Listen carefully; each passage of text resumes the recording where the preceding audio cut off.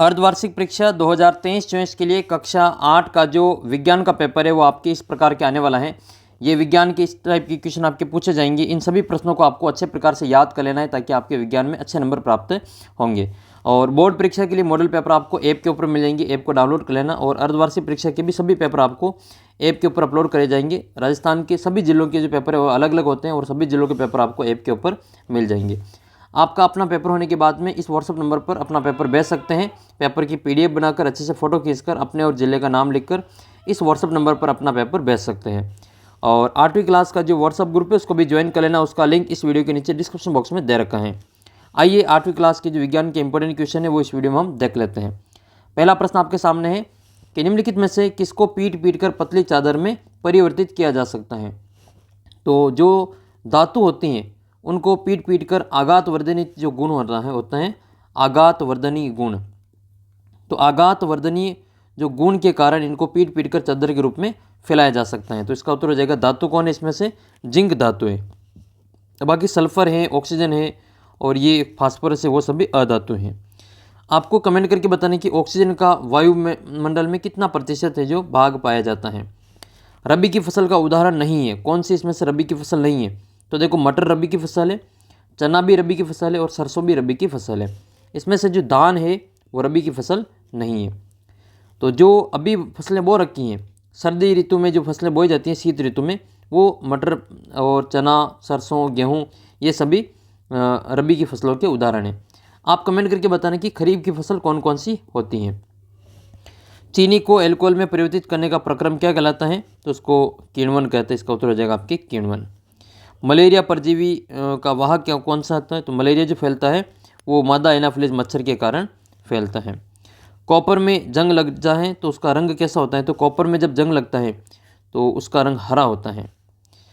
किससे घर्षण को कम किया जा सकता है। तो स्नेहक इसका उत्तर हो जाएगा, स्नेहक से घर्षण को कम किया जाता है। ऐसा रोग जो विषाणु के कारण उत्पन्न होता है तो वो टाइफाइड है इसमें से। पेचिस, इन्फ्लुएंजा, हैजा, इन सभी के अलावा जो बाकी जो टाइफाइड है वो विषाणु के कारण, वायरस के कारण फैलता है। नेक्स्ट है अगला प्रश्न आपके ये कि कौन सी एक धातु नहीं है। तो इसमें से सल्फर जो है वो धातु नहीं है। अच्छा, ऐसी कौन सी धातु है जिसको केरोसिन के तेल में, मिट्टी के तेल में रखा जाता है और बहुत ही क्रियाशील धातु होती है। कमेंट करके बताना है। तो इसका सल्फर है वो आपके धातु नहीं है, ये अधातु है। खेतों में खरपतवार निकालने के लिए किसान कौन सा औजार उपयोग करते तो कल्टीवेटर उत्तर हो जाएगा। तरलों द्वारा लगाए गए घर्षण को क्या कहते हैं। तो उसको कर्षण कहा जाता है। और घर्षण को कम करने के लिए स्नेहक का उपयोग किया जाता है। अगला प्रश्न है सारणी में दिए गए शब्दों को उचित शब्द का चयन करते हुए रिक्त स्थानों की पूर्ति करनी है। तो पहला है फास्फोरस बहुत अधातु है। तो ये सबसे जो सक्रिय धातु है वो फास्फोरस है। तो उसमें आपके सक्रिय अधातु हो जाएगी। वाहनों के लिए सबसे कम प्रदूषण वाला ईंधन कौन सा है। तो वो सीएनजी है। सीएनजी का पूरा नाम क्या होता है, एक तो आपको ये बताना है सीएनजी का पूरा नाम क्या होता है, और एक आपको एलपीजी का पूरा नाम कमेंट करके बताना है। सीएनजी और एलपीजी दोनों के जो पूरे नाम है वो आपको कमेंट करके बताना है। घर्षण से क्या होता है। तो घर्षण से ऊष्मा उत्पन्न होती है। प्रवासी पक्षी सुदूर क्षेत्रों से किस में परिवर्तन के कारण पलायन करते हैं। तो जलवायु में परिवर्तन होता है, इसके कारण है जो पलायन करते हैं। खरपतवार हटाने की प्रक्रिया को क्या कहते हैं। तो उसको निराई कहा जाता है। अगला प्रश्न सत्य असत्य का है कि कार्बन का सबसे शुद्ध रूप कौन सा है। तो कोक जो है वो कार्बन का सबसे शुद्ध रूप होता है, ये सत्य है। सोडियम बहुत ही अभिक्रियाशील धातु है। तो ये बिल्कुल सही है, सोडियम बहुत ही अभिक्रियाशील धातु है। ये जल्दी ही वायु और जल के साथ में अभिक्रिया करके आग पकड़ लेती हैं। तो सोडियम बहुत ही क्रियाशील धातु है। इसको मिट्टी के तेल में, केरोसिन में रखा जाता है। उर्वरक एक मानव निर्मित लवण है। ये लवण तो नहीं कह सकते इसको, ये खाद होता है ये। तो उर्वरक जो है वो एक मानव निर्मित लवण होगा। कुछ प्लास्टिक ऐसे होते हैं जिन्हें एक बार सांचे में डाल दिया जाए तो उन्हें उष्मा देकर गर्म नहीं किया जा सकता, इनको थर्मिस्टिंग प्लास्टिक कहते थे। हाँ, ये सत्य है। मिट्टी का तेल एक जीवाश्म ईंधन नहीं है। तो ये गलत है, मिट्टी का तेल जीवाश्म ईंधन का एक उदाहरण है, ये असत्य हो जाएगा आपके। फिर रबी की फसल और खरीफ की फसलों के दो उदाहरण लिखने। तो खरीफ की जो फसल है, तो खरीफ की जो फसल है वो आपको जून जुलाई में बोई जाती है, वो खरीफ की फसल है। तो खरीफ में कौन कौन से नाम लिखेंगे। खरीफ की फसल में नाम लिखेंगे एक तो मक्का, फिर मक्का के साथ में जितनी भी फसलें होती हैं, मक्का के साथ में सोयाबीन, मूंगफली, ये सभी आपके खरीफ की फसलों के उदाहरण हैं। मूंगफली, चावल, ये सभी आपके चावल भी आपके, चावल जिसको हम दान कहते हैं, चावल, ये खरीफ की फसलों के उदाहरण है। तो फिर रबी की फसल कौन कौन सी होगी? तो रबी की फसल में अभी जो फसल बो रखी, मटर है, चना है, सरसों है और गेहूँ, ये सभी रबी की फसलों के उदाहरण हैं।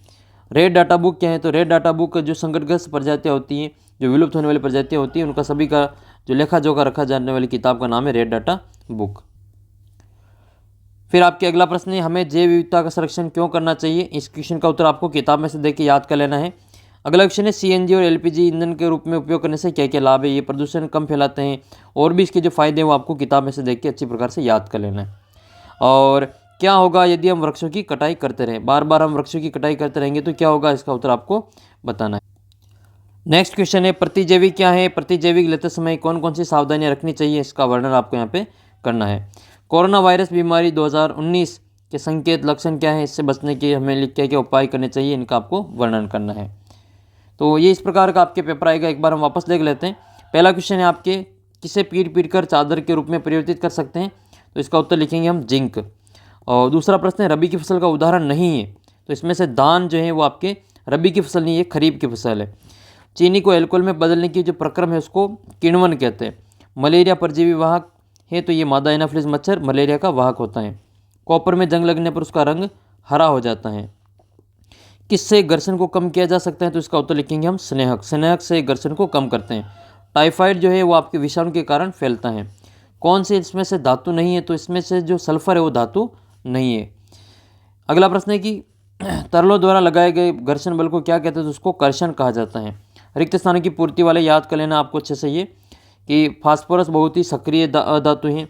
वाहनों के लिए सबसे कम प्रदूषण ईंधन सीएनजी से फैलता है। उष्मा से, घर्षण से उष्मा उत्पन्न होती है। और प्रवासी पक्षी सुदूर क्षेत्रों से जलवायु परिवर्तन के कारण पलायन करते हैं। और खरपतवार हटाने की प्रक्रिया को निराई कहते हैं। सत्य असत्य में कोक कार्बन का सबसे शुद्ध रूप है, तो ये सत्य है। सोडियम बहुत ही क्रियाशील धातु है, तो ये भी सत्य है। और मिट्टी का जो तेल है वो जीवाश्म ईंधन नहीं है, ये एक असत्य हो जाएगा। खरीफ की और रबी की दो फसलों के आपको उदाहरण लिखने हैं। तो खरीफ की फसल में मक्का, सोयाबीन, मूंगफली, चावल लिखना है। और रबी की फसल में मटर, चना, गेहूँ, सरसों, ये वाले नाम इसमें लिख देने हैं। इस प्रकार से विज्ञान के अलावा बाकी सभी विषय के भी आपको जो पेपर्स हैं वो आपके 8वीं क्लास की जो व्हाट्सअप ग्रुप है उसमें मिल जाएंगी। इसके अलावा ऐप के ऊपर PDF मिल जाएगी आपको। और 8वीं क्लास की जो प्लेलिस्ट बनी हुई है इसी चैनल के ऊपर, वहाँ पर आप क्लिक करके सारे पेपर देख सकते हैं। और चैनल को भी सब्सक्राइब कर लेना। आपके essay 2 भी होने वाला है, तो उसके भी जो पेपर है, मॉडल पेपर, वो आपको यहाँ पे उपलब्ध करवाए जाएंगे।